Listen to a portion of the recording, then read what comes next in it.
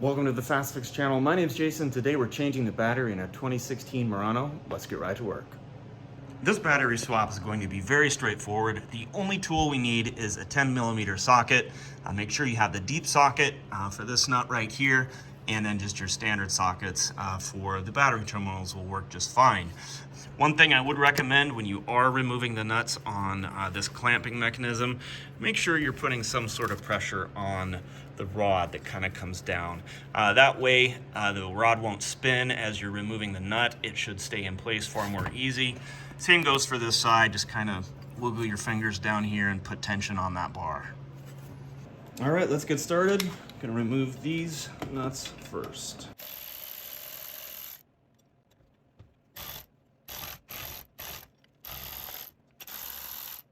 Okay, should be all set. Now we just need to remove the bracketry here.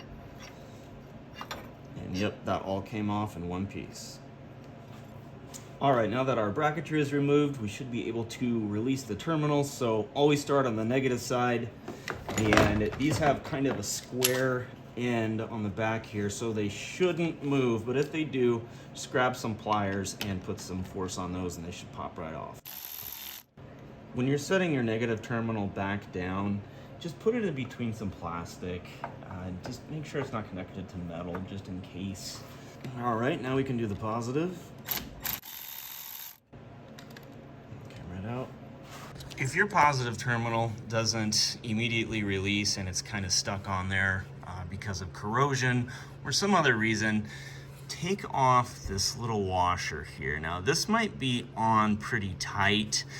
Depending on your level of corrosion, mine was pretty bad, so it didn't move all that well. However, if you don't take this off, you're gonna have a harder time splitting this terminal right here.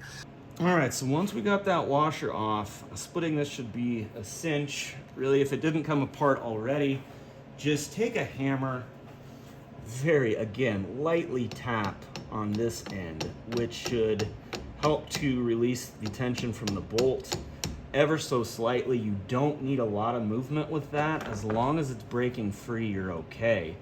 So at this point, we can just wiggle this and might have to release it a little bit more.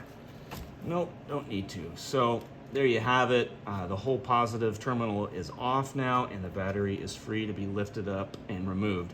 Also, if you've got any corrosion like this, take a vacuum, shop vac, or dust it off, whatever you need to do. And to make things even easier, take a zip tie and get this terminal out of the way. I promise you it will be worth the effort. These can be a real pain in the neck if they're constantly getting in your way when you're trying to install or remove the battery. Just something simple like that, that's all you need. All right, now that our terminals are wired up out of the way, all the bracketry is removed, we can remove the battery. So the best way I found on this one is to just kind of go from the left, go from the right. This thing is not light, but it's not the worst either. Just do all you can to lift this up. A pair of gloves does help. And the battery's out, so now the only thing to do is clean up all this corrosion, any dirt, grime in there. Just take a shop vac and give that a good cleaning. Let's talk about the battery real quick. You're gonna need group size 35. It should actually say 35N, which will get you 550 CCA or cold cranking amps. This is the platinum version, so it has more at 630. More CCAs won't necessarily hurt you, won't necessarily help you. You're just gonna get more of them and you're gonna spend about $40 more for the platinum version. They were sold out of the 35Ns with 550, so I was forced to buy this one. Okay, we're to the point where we can put our new battery in. Keep in mind, the red or positive side is closer to the driver. The negative terminal is closer to the headlights. Don't orient your battery incorrectly. Do it right the first time. It'll just drop right in there. Take your old grimy cover here and put it on your brand new nice looking battery. Don't forget.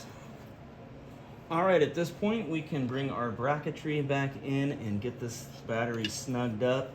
Make sure both your rods are coming out of their respective holes and All you have to do now is tighten on a few nuts. Also, just tighten everything snugly. Don't do a final tightening on it just yet. Make sure you're just kind of installing these loosely.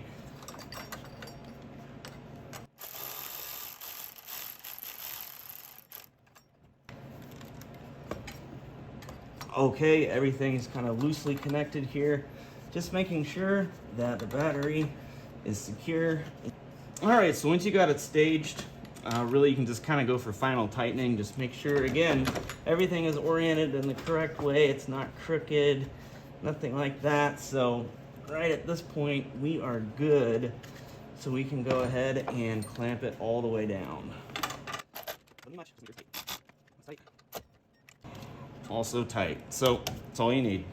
So now it's time we can put on the negative terminal. Always want to do that first. Make sure you clean up your terminal if it's all grimy or corroded before you put it on. It'll just transfer that problem over to your new battery. So pull that off and then just disconnect it right here. Grab our 10mm. Make sure it's tight. Don't over tighten. You can strip it. That's going to be good. All right, now we can move on to the positive terminal.